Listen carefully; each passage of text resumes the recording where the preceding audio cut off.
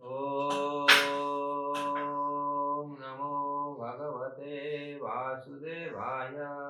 ओम नमो भगवते वासुदेवाय। ओम नमो भगवते वासुदेवाय। ओम नमो भगवते वासुदेवाय। ओम नमो भगवते वासुदेवाय। ओम नमो भगवते वासुदेवाय।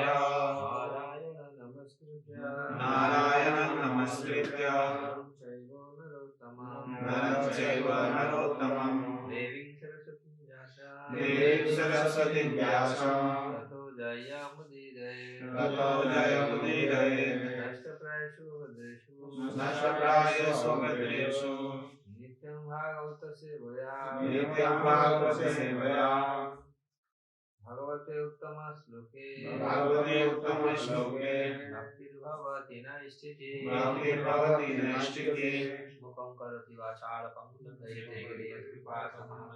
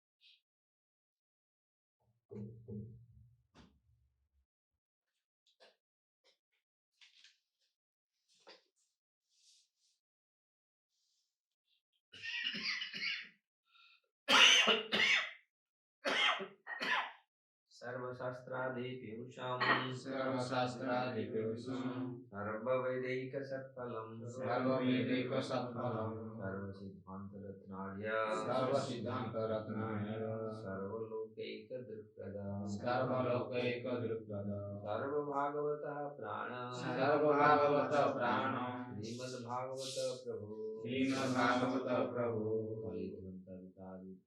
बलिदन्तवितादित्य श्रीकृष्ण परिवारकुशं श्रीकृष्ण परिवारकुशं परमानंद पाठाय परमानंद पाठाय प्रेमवर्षक्षराय ते प्रेमवर्षक्षराय ते सर्वदा सर्वशेषाय सर्वदा सर्वशेषाय श्रीकृष्णाय नमस्ते श्रीकृष्णाय नमस्ते मदेकबन्धु मत्संगी मदेकबन्धु मत्संगी मद्गुरु मद्महाधन मधुर मधुमाधन मद्विस्तारक मद्भाग्य मद्विस्तारक मद्भाग्य मदानंद नमस्तुते मदानंद नमस्ते साधु सद्दायिन असाधु सर्वदायिन अतीविच ततोपरो अतीविच ततोपरो आनमुच कराचन्य आनमुच कदाचिन्न प्रेमणारूपकण्ठय स्फुरा श्रीमद्भागवतम की जय।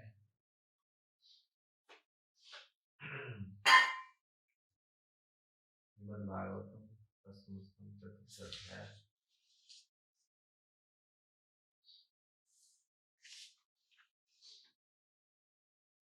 कौन सा होगा? दो एक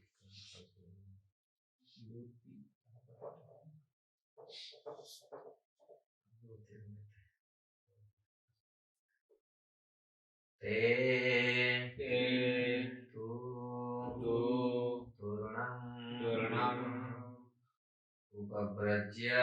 उपव्रज्य देवक्याः गर्भजन्म अचक्षु भोजराजय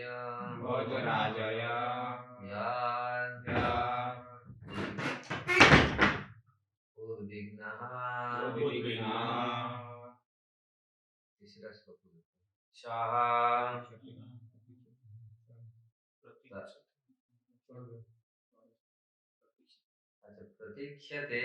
प्रतीक्षते शाह तल्पात तूर्णम् उत्थाय काल अयम् इति विवलः श्रुतिगृहम् अगात् तृणम् प्रक्षलनम् मुक्ता मूर्धजः ते तु तूर्णमुपव्रज्य देवक्या गर्भजन्मता आचक्षुर्भोजराजाय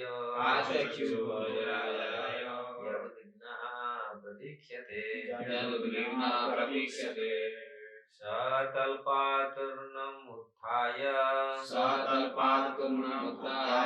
कालोऽयम् इति विह्वलः श्रुतिगृहमगातूर्णम्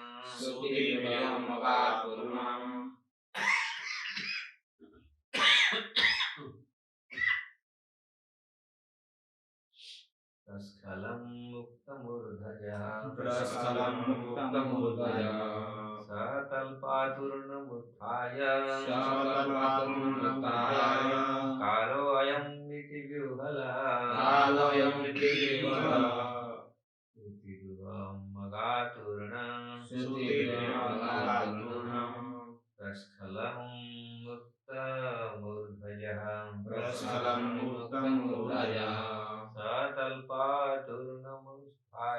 सतल्पातूर्णमुत्थाय कालोऽयम् इति विह्वलः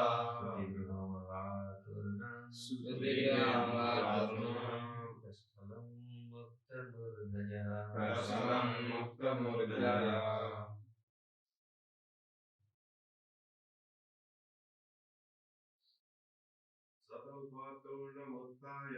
सतल्पातूर्णमुत्थाय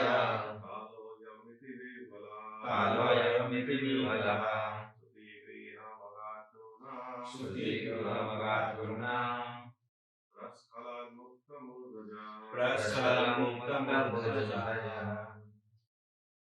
स्वतल्पात्तूर्णम् उत्थाय स्वतल्पादुर्नमुत्थाय कालोऽयम् इति विह्वलः कालोऽयमिति विह्वलः सूते गृहम् अगात्तूर्णम् सूतिगृहमगातुर्णम् प्रस्खलम् उक्तम् ऊर्ध्वज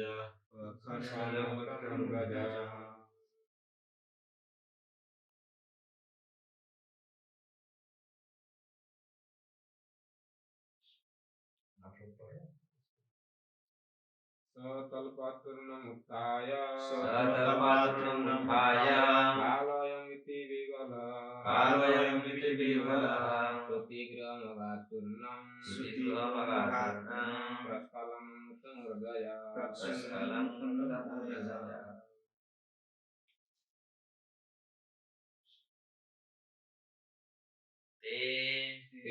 ये सारे द्वारपाल बहुत सारे द्वारपाल तू निस्संदेह तूर्णम शीघ्र उपप्रज्ञा राजा के सम्मुख जाकर देवकिया देवकी का गर्भ जन्म गर्भ से बाहर आना कोशिश आचक्षु प्रस्तुत किया भोजराजाय भोजराजा कंस को यार जिससे उद्विग्नः अत्यधिक चिंतित प्रतीक्षा कर रहा था यीशु जन्म की श्लोकशाह वह कंस तलपात बिस्तर से तृणम शीघ्र ही उत्थाय उठकर काल अयम यह रही मेरी मृत्यु परम काल इति इस प्रकार विवलः उद्विग्न श्रुति गृहम सौर को अगार गया तूर्णम देरी लगाए बिना प्रस्खलन बिखरे हुए मुक्ता खुले ऊर्ध्वजा सिर की बाल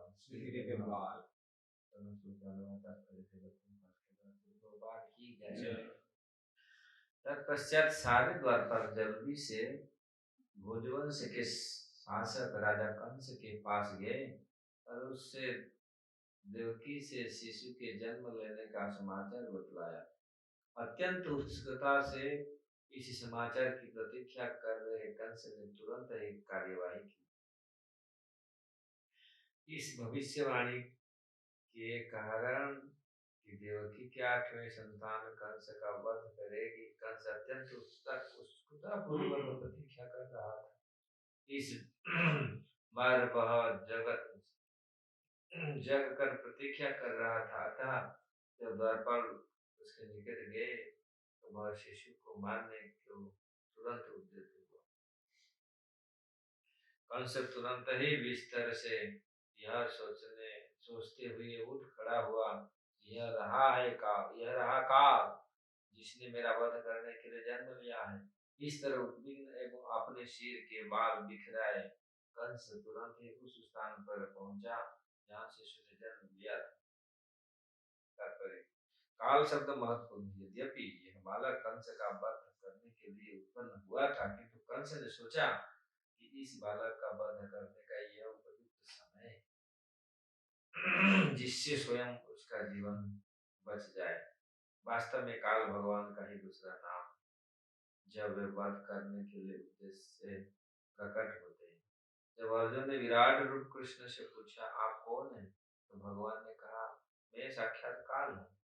प्रकृति का नियम है कि जब अवांछित रीति से जनसंख्या में वृद्धि होती है तो काल प्रकट होता है और भगवान की ऐसी व्यवस्था बनती कि लोग बड़ी संख्या में युद्ध, महामारी, दुर्भिक्ष इत्यादि नाना कारण से मारे जाते। इस समय नास्तिक राजनीति के नेता भी गिरजाघर, मस्जिद या मंदिर जाकर ईश्वर से कृपा मांगते हैं, किंतु इसके पूर्व वे भगवान को या उनकी इच्छा को जानने का कोई प्रयास नहीं करते। काल के प्रकट होने पर ही वे कृपा मांगते हैं। मृत्यु परम काल अर्थात भगवान का एक दूसरा गुण है। मृत्यु के समय नास्तिक को काल के समक्ष घुटने टेकने पड़ते हैं और तब भगवान उसकी सारी संपत्ति कर लेते हैं। मृत्यु सर्वहर शाहम, और उसे दूसरा शरीर धारण करने के लिए बाध्य कर देते हैं तथा देहांतर प्राप्ति। नास्तिक लोग इसे नहीं जानते, और यदि जानते भी हैं तो उपेक्षा करते हैं, जिससे वे अपना सामान्य जीवन बिता सके। कृष्ण भावनावता आंदोलन उन्हें सिखलाने का प्रयास कर रहा है कि वे भले ही वे कुछ वर्षों तक भगवान तथा महान रक्षक या प्रहरी बने रहे, किंतु काल के प्रकट होते ही उन्हें दूसरा शरीर धारण करना होगा। यही प्रकृति का नियम। इसे न जानने के कारण वे प्रहरी बनकर अपना समय व्यर्थ करवाते और भगवान की कृपा प्राप्त करने का प्रयास नहीं करते। स्पष्ट कहा गया है, अप्राप्यमानी वर्तन्ते मृत्यु संसार वर्तुनि। कृष्ण भावनामृत के बिना मनुष्य को जन्म मृत्यु में भटकते रहना पड़ता है और इसका पता नहीं चल पाता है अगली जन्म में क्या होगा। ओम ज्ञानम विज्ञानस्य ज्ञानस्य शलाकया तस्मै श्री गुरवे श्री चैतन्य मनोभीष्टो स्थापितो रूपकदा मह्यं ददाति सोपदान्तिकम्। वन्देऽहं श्रीगुरु श्रीयुक्तपदकमलं श्रीगुरुवैष्णवांश्च श्रीरूपं साग्रजातं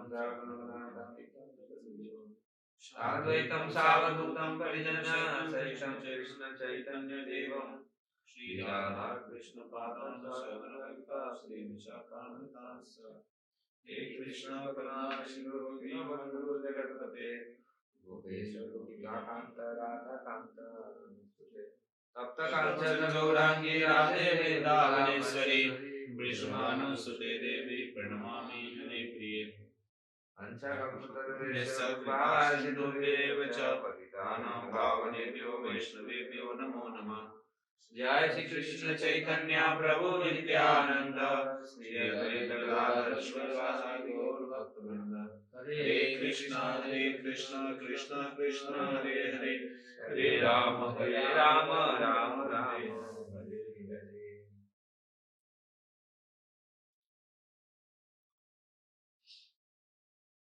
दसम स्कंद के चतुर्थ अध्याय राजा कंस के अत्याचार विषय है। हम लोग कई दिनों से इसका चर्चा कर रहे हैं। आज का क्लास था किस प्रकार महाराज कंस ने अपना अत्याचार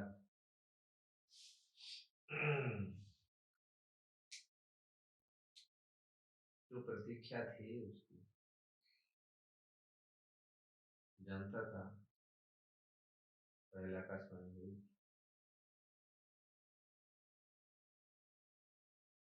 इस देवकी और वसुदेव का 8वां पुत्र तुम्हारा काल कंस देवकी और वसुदेव को मारने के लिए रथ में लेके जा रहे थे, याद रखा। बाल को पकड़ा और तलवार को पकड़ के मारने के लिए।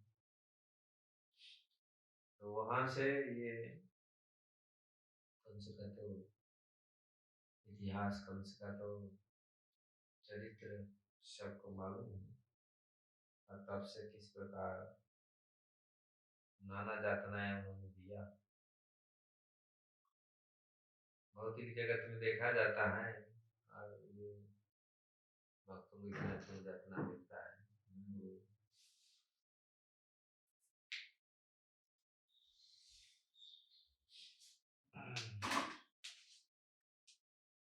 देवकी वसुदेव जी का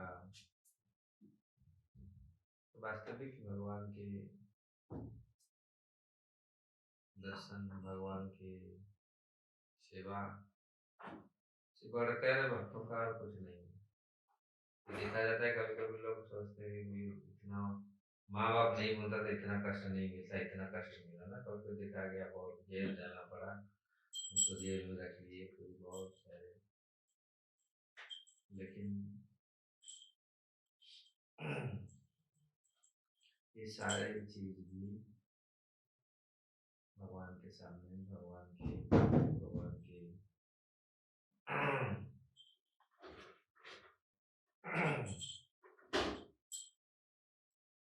हम लोग देखते हैं कि इस प्रकार कितने पुत्रों को, 6 पुत्रों को सबके सामने मार दिया, लेकिन फिर भी शाम की माता देव की अवस्था है। लेकिन सहन ये क्योंकि जगत में वास्तविक जो भौतिक जगत में ऐसे कष्ट आता है, लेकिन लोग सहन करते हैं क्यों? इसमें कुछ महत्वपूर्ण है। ये सारे कष्ट को भूल जाते हैं।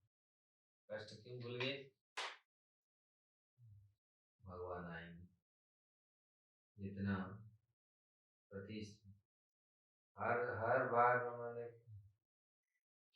पुत्रों को ऐसे पटक पटक के मारता था, देखते थे, लेकिन फिर मन में यही रहता था, ये भौतिक जगत ये है, भौतिक जगत दुख का घर है, दुखालय है।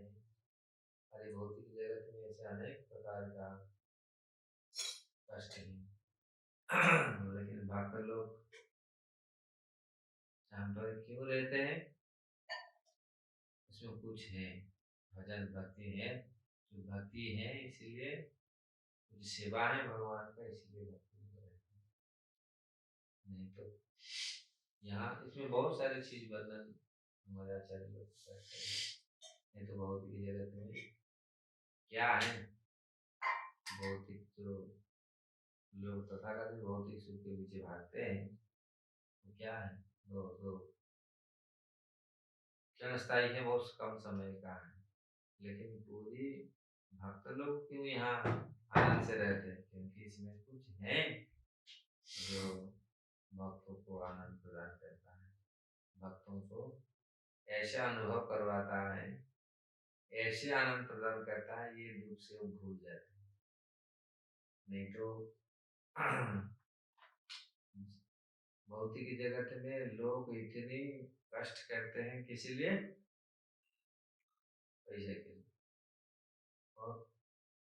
और लास्ट में इतना परिश्रम करते हैं, बहुत सारे परिश्रम करते हैं, परिश्रम करने के पश्चात देखा है इतनी आनंद नहीं मिलता, इतने दुख का उपशांत नहीं मिलता। परिश्रम तो बहुत लोग करते हैं, लेकिन अब बहुत सारे परिश्रम करने के पश्चात भी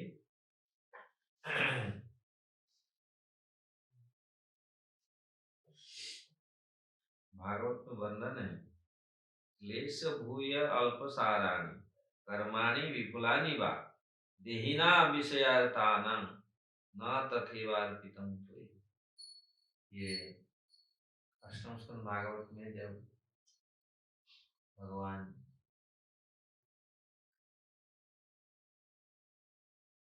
गजेंद्र जी के प्रार्थना पर आए और गजेंद्र को किस प्रकार उद्धार किया, सारे देवताओं ने आकर ब्रह्मा जी, खास करके ब्रह्मा जी ने प्रार्थना की, क्योंकि ये इसके पश्चात का कथा है।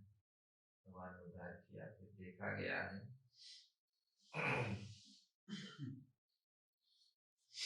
स्थिति ऐसा हुआ, इंद्र ने बहुत बड़ा गलती कर दिया।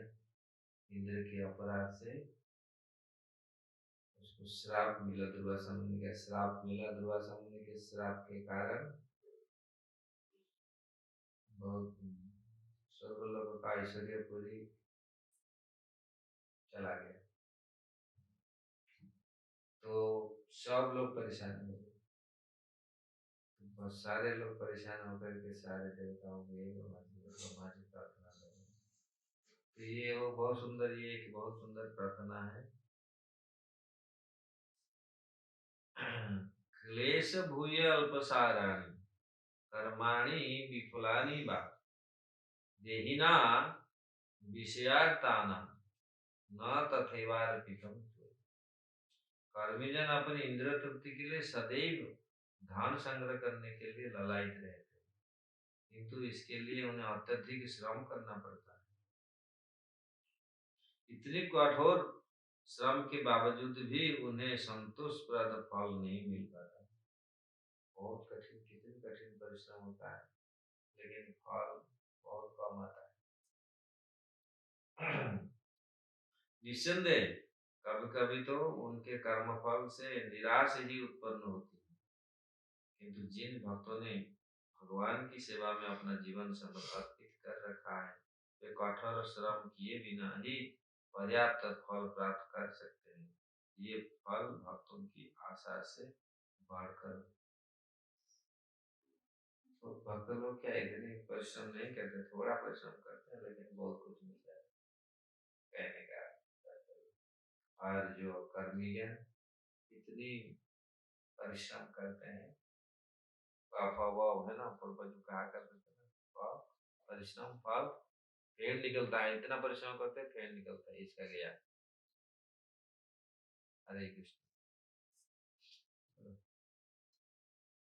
तो इतनी परिश्रम करने के पश्चात लास्ट में फेड़ निकलता, मन परिश्रम करने के उपरांत इतनी परिश्रम करते फेड़ निकलता है, फिर वो वृथा है, सब कुछ वृथा जाता है। भय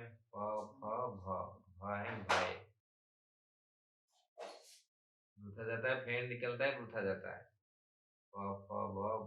भय, और लास्ट में मृत्यु। तो ये भौतिक जगत का वर्ग। तो यहाँ कंस ने जो कार्य किया,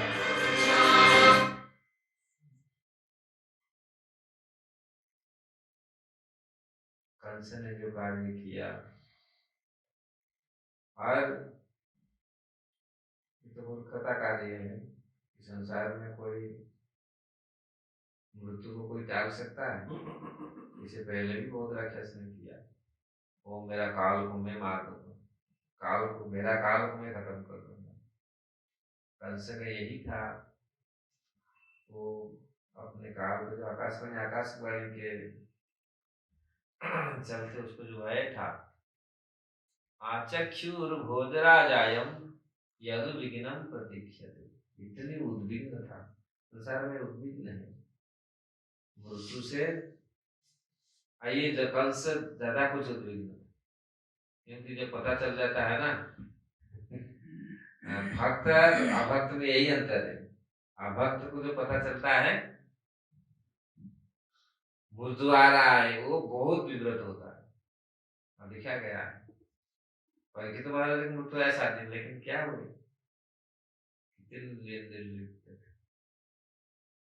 और जो अभक्त को मृत्यु का भय था और क्यों छटपटाता है, कैसे मैं उसको मृत्यु को कैसे होने नहीं, वो चाहता है कैसे मेरा मृत्यु ना हो, और जी भर का प्रयास करता है कैसे मृत्यु नहीं हो।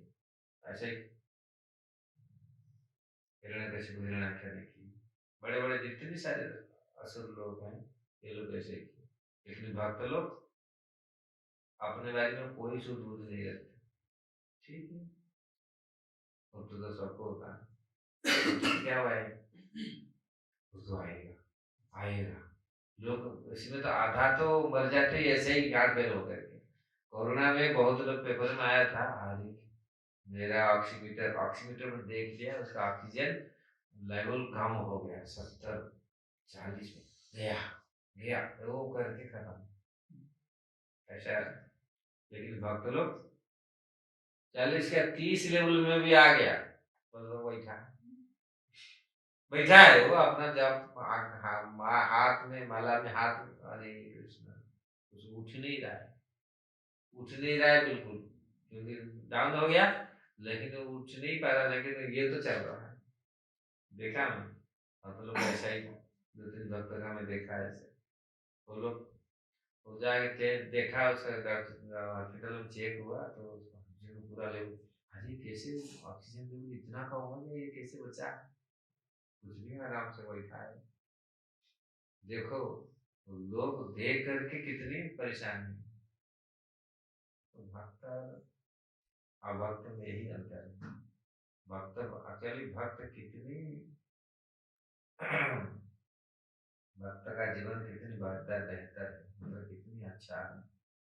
अगर हम भक्त बनते, अच्छा भक्त बनते, कोई लोग के पास कुछ दूसरी, ऐसे लोग हैं उनके पास कुछ नहीं, भक्तों के पास दूसरे दिन खाने के लिए कुछ नहीं, लेकिन कोई चिंता ठीक है, चलेगा कहाँ से मिलेगा, देंगे जहाँ से।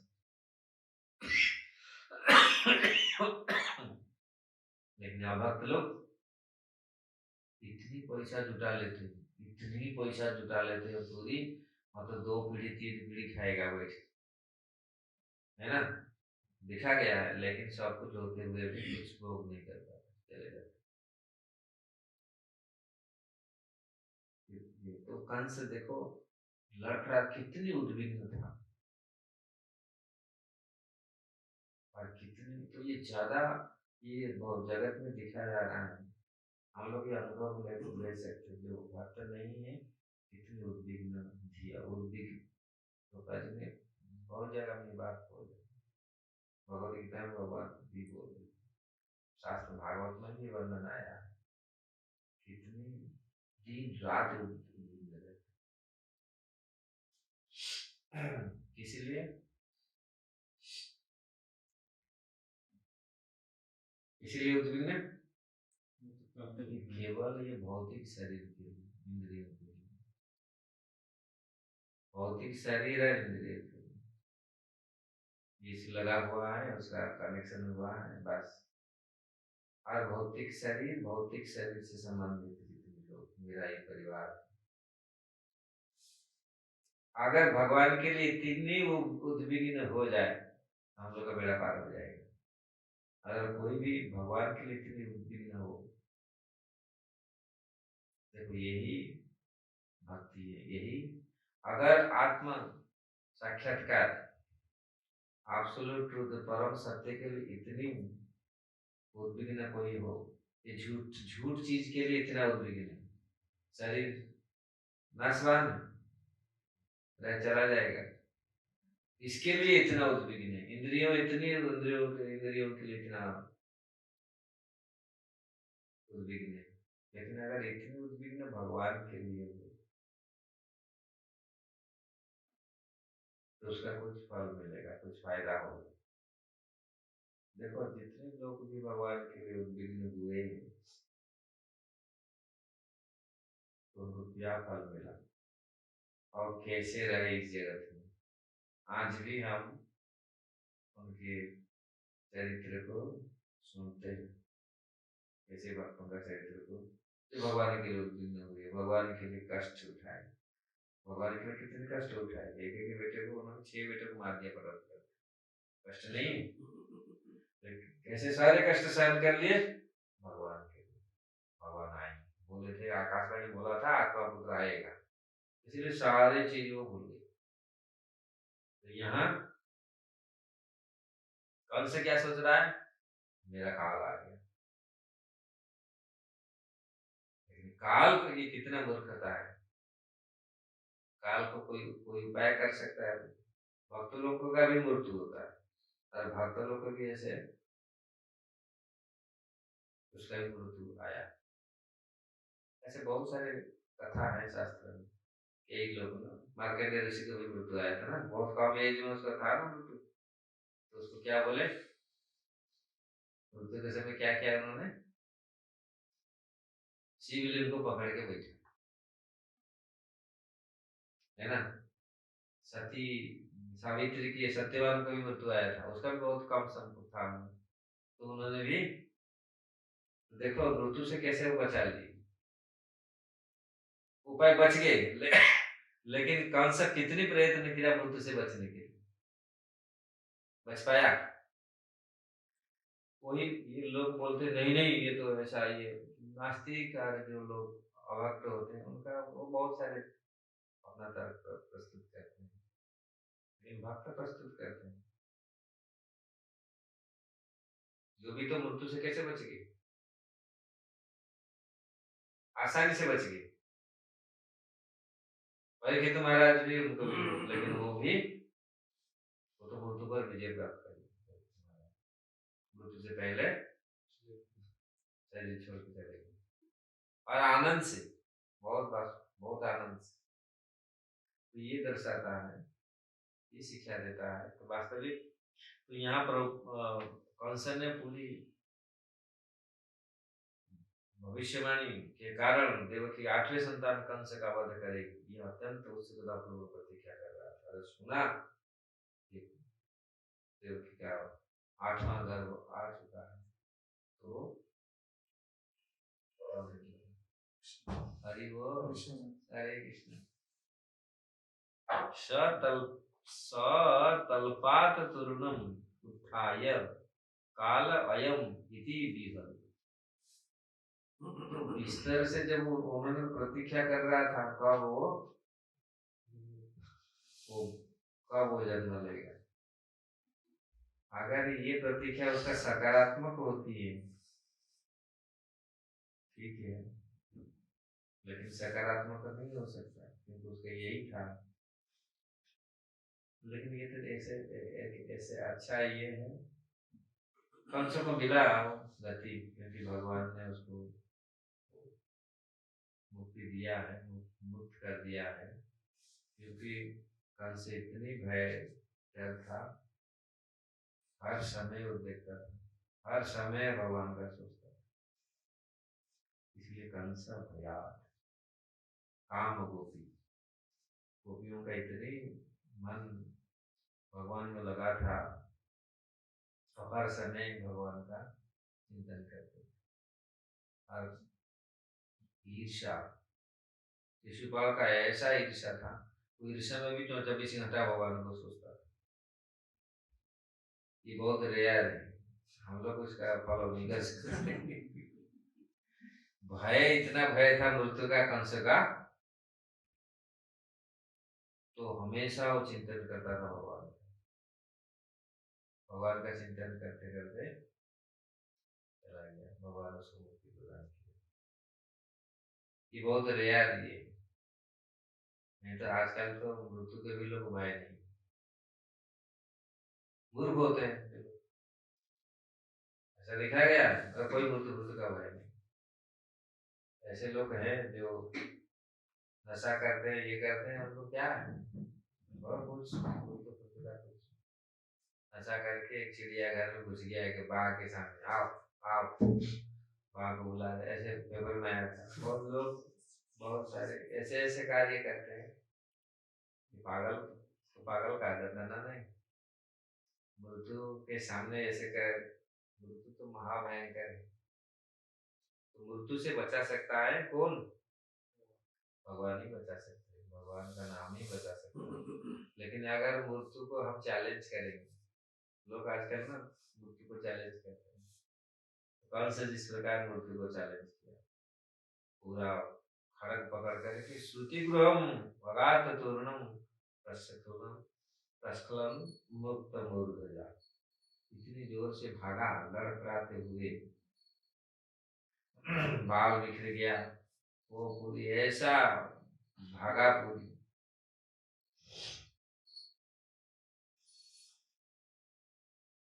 मृत्यु के समय नास्तिकों को काल के समय पर घुटने टेकने को तो बढ़िया बोली, वो तो बहुत उदिक मारते हैं जो नास्तिक होते हैं, भगवान विश्वास नहीं करते। मृत्यु के समय ऑटोमेटिक झुकते हैं, इसलिए मृत्यु सर्वहर्षाहम।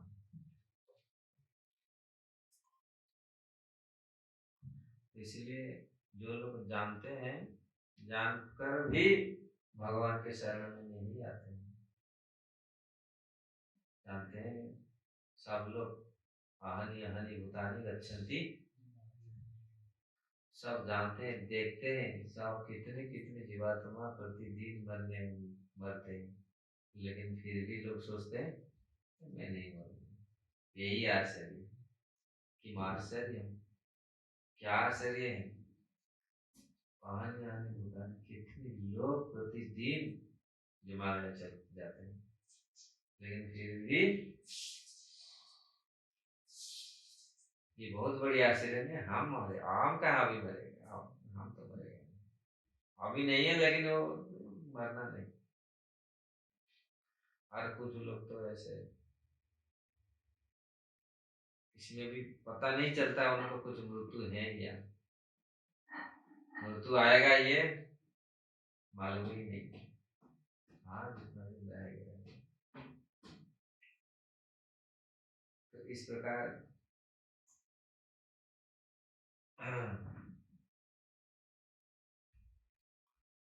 पापा जी बोलते हैं यहाँ किस प्रकार कंस ने अपना सब कुछ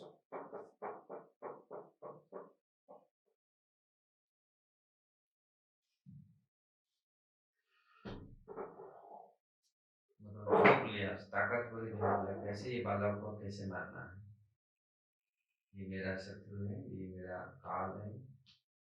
और दूसरी तरफ ये काल है, मैं उसका काल हूँ। वो सोचता था ये मेरा काल हो गया, काल उपस्थित तो हो गया, काल आकर के उपस्थित हो गया और काल को मैं खत्म करूंगा। इसका भावना यही रहा, काल उपस्थित वो उसके काल आकर उपस्थित हो गया। वो सोचता है काल, मैं काल को खत्म कर दूंगा, लेकिन उसका काल उपस्थित हो गया। मृत्यु के समय क्या विपरीत बुद्धि। हाँ, जब पूरा मृत्यु उपस्थित होता है बुद्धि काम नहीं करता। लेकिन भक्त लोग का ये नहीं है, भक्त लोग वास्तविक जानते ही रहस्य तो, और इसी के हिसाब से वो जीते हैं इसी संसार में। इसलिए कंस का जो अत्याचार था अभी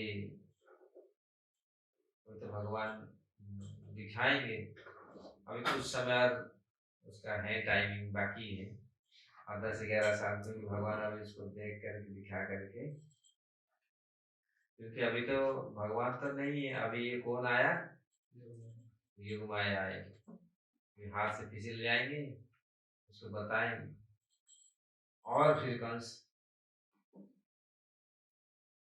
और भयभीत होंगे।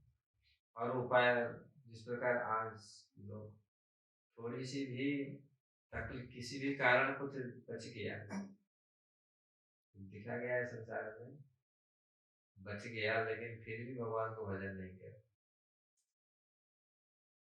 वो भी कारण हुआ है। इस प्रकार घटना घटित संसार में है, मरते मरते बच गए और फिर भी वो भजन करने के लिए नहीं। इसलिए बहुत बड़ा आवश्यक है, भजन कैसे होगा, हम अपना कल्याण कैसे कर पाएंगे, हमारी स्वीकृति नहीं होगी, साधु संग नहीं करेंगे, भगवान के प्रति प्रीति उत्पन्न नहीं होगी। भगवान वहीं पर है, गंगा के किनारे है, प्यास नहीं बुझ रहा है, वही गंगा के पानी के पास घर है, लेकिन प्यास, यही कारण है, हम वहीं पर हैं फिर भी समझ नहीं पा रहे। कारण अभी स्वीकृति उत्पन्न नहीं हो, स्वीकृति नहीं समझने के लिए भगवान, इसलिए साधु संग बहुत जरूरी है। हाँ, ये कंस ये लोग तो थे, इनका ऐसे ये नहीं था, ये लोग भगवान का दर्शन किए, भगवान का हाथ से उनका गति हुआ, ये साधारण लोग नहीं थे, लेकिन जगत में ऐसे अभक्त हैं, इसलिए आवश्यक है लोगों को हरि कथा भगवान का सत्संग दिया जाए, तो कम से कम ये अवगत हो। आज कितनी तो प्रभुपाद जी बोल रहे हैं, ऐसे नास्तिक ऐसे ऐसे लोग हैं लोग जो अपने कितनी कष्ट कर रहे हैं पैसा कमाने के लिए, और पैसा कमा के कितनी परिश्रम करते हैं, लास्ट में फल इतना नहीं, संतोषजनक फल नहीं मिलता। बहुत लोग कष्ट करते हैं, लेबर कितनी लेबर काम करते हैं, लास्ट में 8 घंटा परिश्रम करने के बाद 500-700 रुपया मिलता है। और कोई बड़ा फैक्ट्री के मालिक एक खाली साइन करता है तो करोड़ करोड़ रुपया, लाख रुपया। इसलिए बहुत कुछ स्वीकृति के ऊपर लोग बोलते हैं ना, नहीं ये भाग्य कुछ नहीं है, अपना बनाएंगे अपना ये करेंगे। कभी कभी लोग ये कहते हैं है कुछ। एक ही समय में एक लड़का एक फुटपाथ में जन्म लेता है और दूसरा बहुत बड़े मालिक के घर में। समय एक ही नक्षत्र एक ही है, लेकिन उसमें क्यों ऐसा हो रहा है, उसके क्यों ऐसा हो रहा है। तो ये है कर्म फल। लोग सोचते हैं कर्म में ऐसे कुछ नहीं, लेकिन कर्म हम जैसे अच्छा कर्म करते हैं ऐसा फल अच्छा मिलता है। इसलिए आप हम खराब कर्म करके हम सोचेंगे अच्छा हो जाएंगे, नहीं। भक्ति करिए, हम लोग भक्ति करना शुद्ध भक्ति करते हैं तो उसका फल भी शुद्ध होता है। इसलिए अगर हम भजन किए हैं, ये जितनी आप देखो भागवतम भागवत गीता, जितनी सारे रामायण महाभारत जितने, उसका पूरी इतिहास हम लोग देखते हैं। कितने ये लोग इतनी सौभाग्यवान हुए क्योंकि वो पूर्व जन्म में आज भगवान स्वयं बोले, दोनों तुम इतनी तपस्या किया, आज मुझे पुत्र रूप में आपको प्राप्त हुआ। हम लोग तो सोचता है ये इतना बड़ा महात्मा कैसे बन गया, कैसे ये हो गया ना। कभी कभी ऐसे पूर्व जन्म का है, ऐसे नहीं है अचानक कोई ऐसे।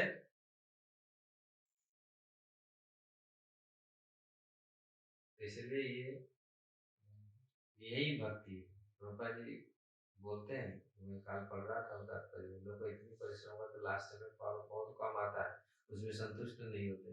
लेकिन भक्त लोग थोड़ा सा काम करते हैं, उसमें इतनी आता है वो स्वयं ताजुब हो जाते हैं। रूपा स्वयं बोलते, मैं 40 रुपया में शुरू किया था बिजनेस और 40 करोड़ हो गया 10 साल में। बोला कौन इतना ग्रोथ किया होगा, कौन सा किसी का बिजनेस इतना बड़ा ग्रोथ किया होगा।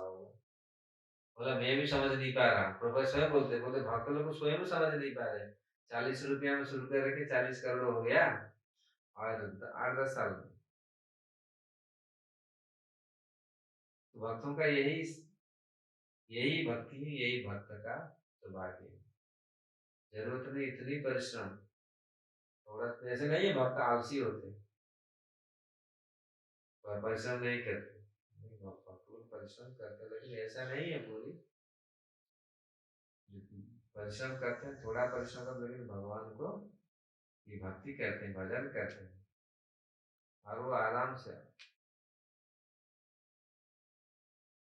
ये लोग कितनी कर्मी जन कितनी परिश्रम करते हैं, पैसा कमाते हैं, कितनी कितनी कितनी करते हैं।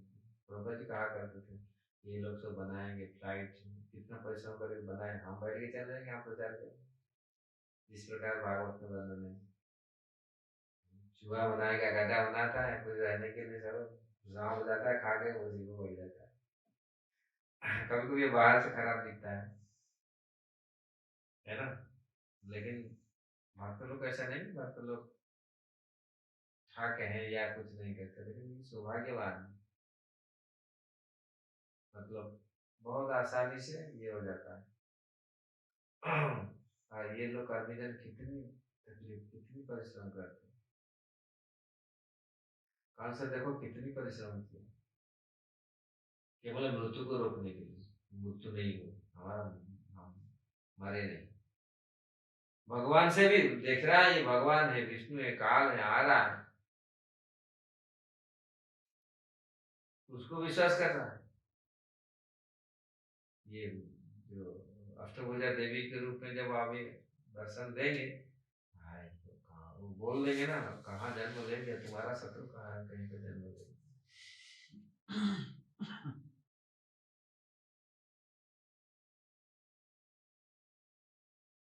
तो इस प्रकार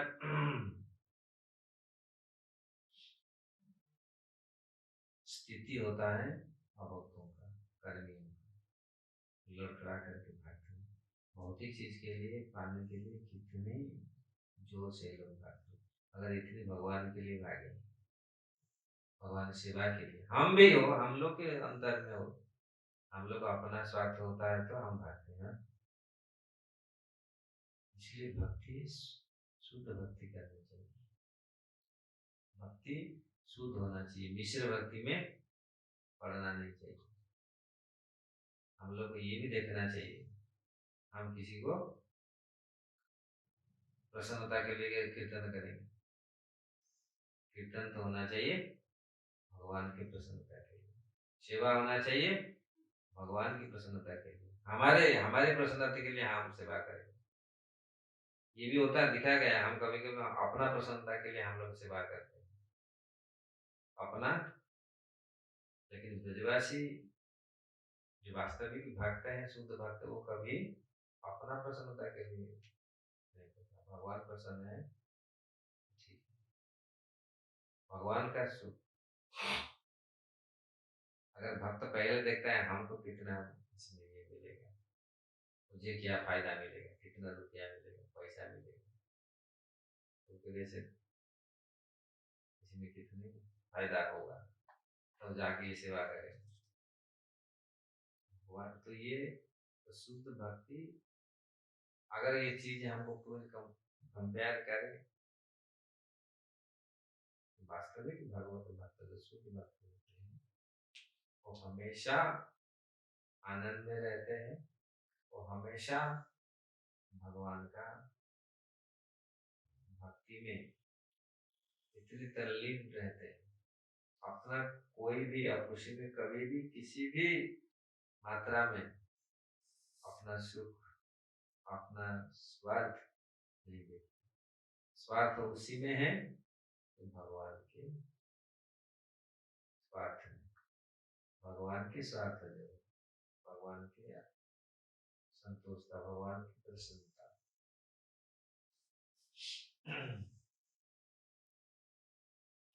इसलिए कृष्ण भावनामृत के बिना मनुष्य को जन्म मृत्यु किसी मृत्यु में भटकने रहना पड़ता है। इसका पता नहीं चल पाता है कि अगले जन्म में क्या हो, अंधेरा है, जानता नहीं।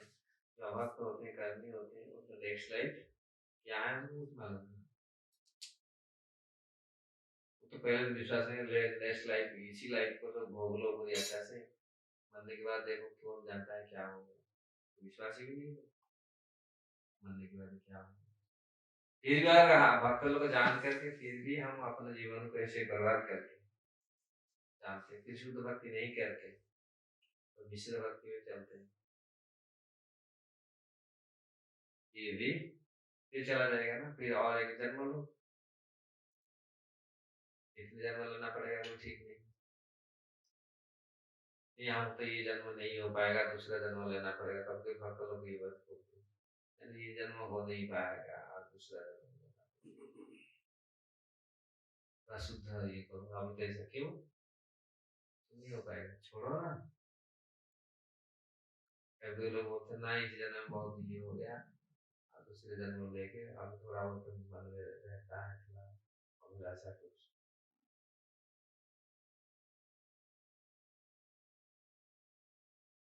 तो ये हम लोग को शिक्षा लेना चाहिए, इस प्रकार मिला है ये जीवन, बहुत रेयर है, हम इसको पूरे भगवान की संतुष्टता के लिए, भगवान प्रसन्नता के लिए करना चाहिए, नहीं तो कौन जानता है फिर भटकना पड़ेगा, इसका फिर ये नहीं करना नहीं। इसीलिए भक्तिनाथ ठाकुर बोलते नहीं, जब ये जल्दी जगह से जल्दी भागो, ये अच्छा जगह नहीं, अब लगा नहीं और एक बार, और अभी तक भगवान ने इसको कंप्लीट करके ले जाओ,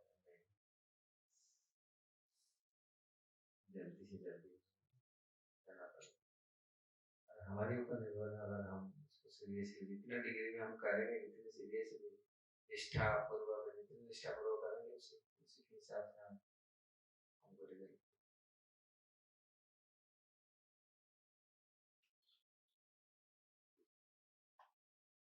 काल फिर हम लोग पढ़ेंगे किस प्रकार।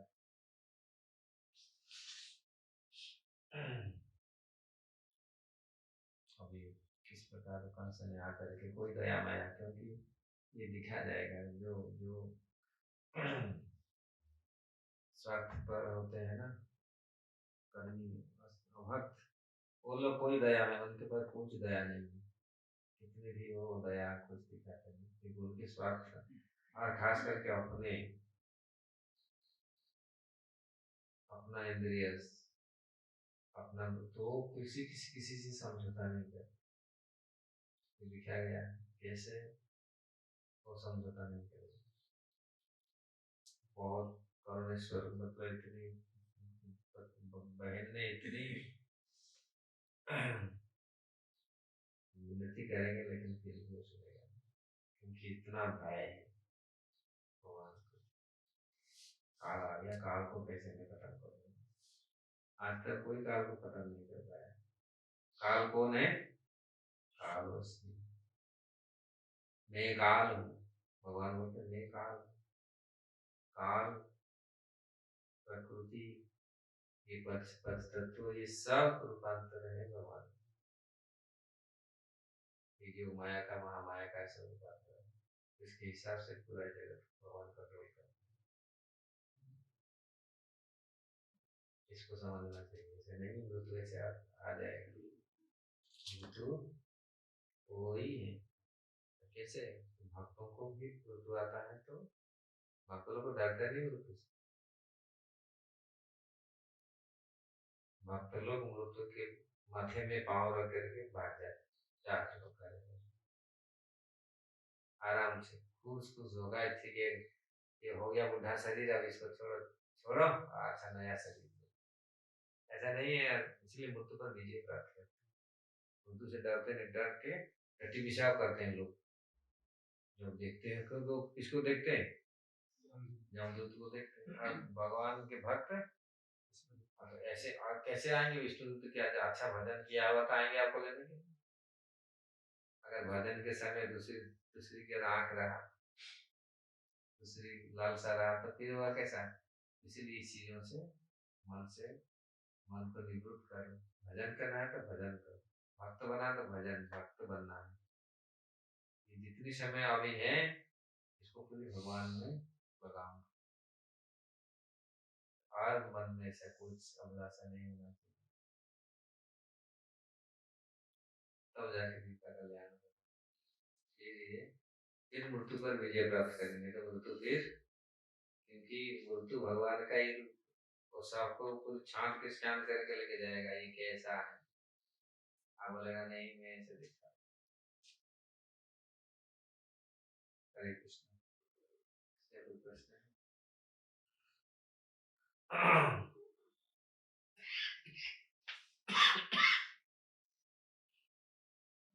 ये साधु संघ के बारे में आपने बोला, साधु संघ के महत्व के बारे में।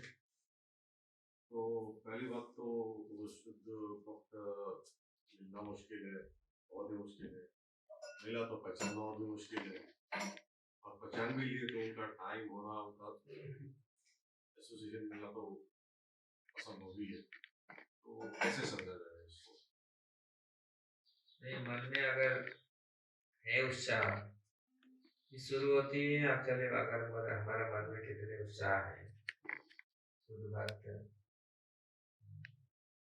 के संग करना है। और अगर शुद्ध भक्त कैसे मिलेंगे, कहाँ मिलेंगे, ये सब एक्चुअली सब व्यवस्था भगवान ही करते हैं। अगर हमारा इच्छा है, रियल वास्तविक हृदय में इच्छा है शुद्ध भक्ति का, न्यायविलासी दर्शन में ज्ञान करवा देना, शुद्ध भक्ति करने का इच्छा है, तो ये भगवान ही व्यवस्था करते हैं। ऐसे व्यवस्था करेंगे, आपको ऐसे ही भक्त मिलेंगे। और आपका मिश्र, मतलब फूका भी पीऊंगा और दूध भी पीऊंगा, मतलब भक्ति भी चाहिए और भोग भी चाहिए, तो वो उसको भी मिल जाएंगे ऐसे, मतलब वैकुंठ भक्ति, मिश्र भक्ति मतलब कितना, जिस चेता में कृष्णास कबीर गोस्वामी बोलते हैं, शुद्ध भक्त 5 प्रकार भक्त मुक्ति देने पर भी वो लेता नहीं, नहीं चाहिए। क्यों नहीं लेता? और दूसरी बात, अरे यार बाबू पूरा भगवान सा रूप लेके जाऊंगा, पूरा ऐसे ऐसे, कितनी अपुलन से कितना ये, तो हमारा मनस्थिति के ऊपर निर्भर, हमारा कितनी निष्ठा है, वास्तविक शुद्ध भक्ति हम चाहते नहीं, नहीं चाहिए। मम जन्मनि जन्मनेश्वरे भवता भक्ति अहित ना धनम ना धन ना सुंदरी कविता जगदीश काम, जगदीश मुझे मुक्ति भी नहीं चाहिए, मैं आपका भक्ति करता रहूं, ऐसे बात है। ये अगर ये है वास्तविक आपका मन में ये और कुछ नहीं है, तो भगवान ऐसे व्यवस्था करें, ऐसे ही भक्तों का संग देंगे, जिसके कारण जिसमें फिर आपका भक्ति में वृद्धि हो, क्योंकि भगवान वो फिर यथा महाप्रभु ने ताश तथे भगवान ने दिए अपना वार, जिस प्रकार में से भजन करता है मैं उसको ऐसी प्रकार, अगर चाहता है शुद्ध भक्ति करना, भगवान ऐसी व्यवस्था करेंगे। ये हमारे ऊपर निर्भर है, क्योंकि ये बात भगवान को सब जगह में ये बात बताया, क्लियर करके बताया। अगर आपका इच्छा है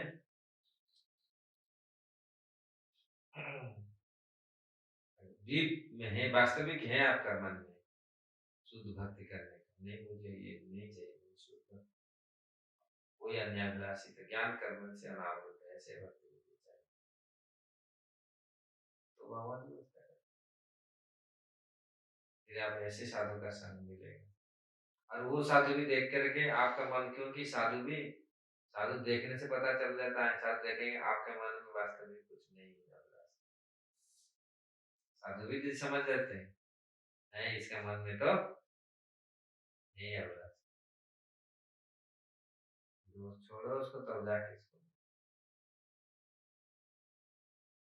अगर कुछ होगा तो फिर सत्संग से फिर,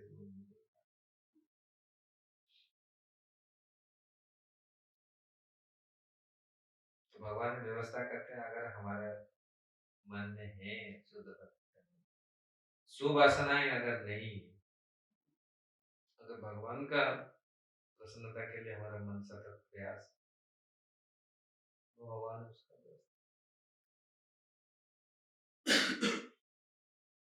माया अपना दिखाता है, माया अपने, लेकिन भक्त लोग कभी उसमें निमग्न नहीं होते, माया तो अपना दिखाता है, परीक्षा लेता है ना, इससे वास्तविक है ना, दिखाएगा तो आएगा सब चीज, नाम प्रतिष्ठा ये सब आएगा, तो उसमें भक्त लोग अगर फंस जाएगा तो गया, लेकिन जो एकनिष्ठ है वो देखा ऑलरेडी, नहीं चाहिए। हरिदास ठाकुर नामाचार्य ऐसे ही हुए, सब कुछ कितनी कितनी प्रतिक्रमण आया परीक्षा, लेकिन वो खड़े उतरे हैं तो फर्स्ट क्लास से, स्वयं माया देवी आकर के उनको परीक्षा फिर ही उसमें वो सक्सेस हुई, क्योंकि मन में था वो ना, तो अगर हमारे मन में है तो हम यहाँ पर डिगेगा नहीं, तो मतलब पराक्रम डिफीट नहीं होगा, अगर मन में ऐसे हैं तो फिर द्वंद है, तो वो थोड़ा तकलीफ है, शुद्ध वक्त का तो फिर वो व्यवस्था करते हैं जैसे,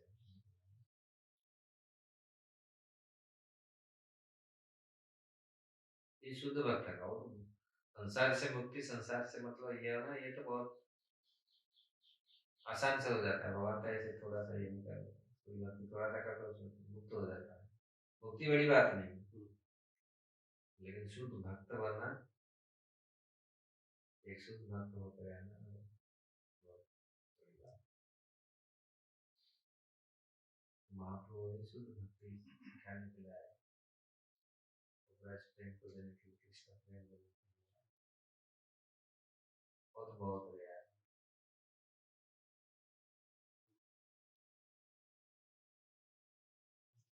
वास्तव बहुत क्वचित भक्त जानते हैं ये चीज, अरे तत्वों को समझते हैं, अरे तत्वों को समझ करके वो चीज के लिए प्रयत्न करते हैं, बहुत कम।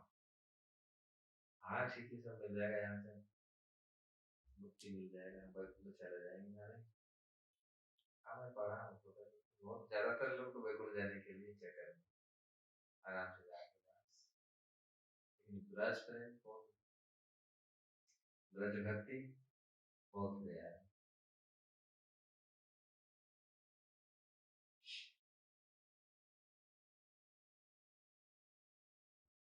मथुरा से मनभागवतम की जय, गोपाल की जय। बीज होली ने शासित कृष्ण स्वामी महाराज की जय।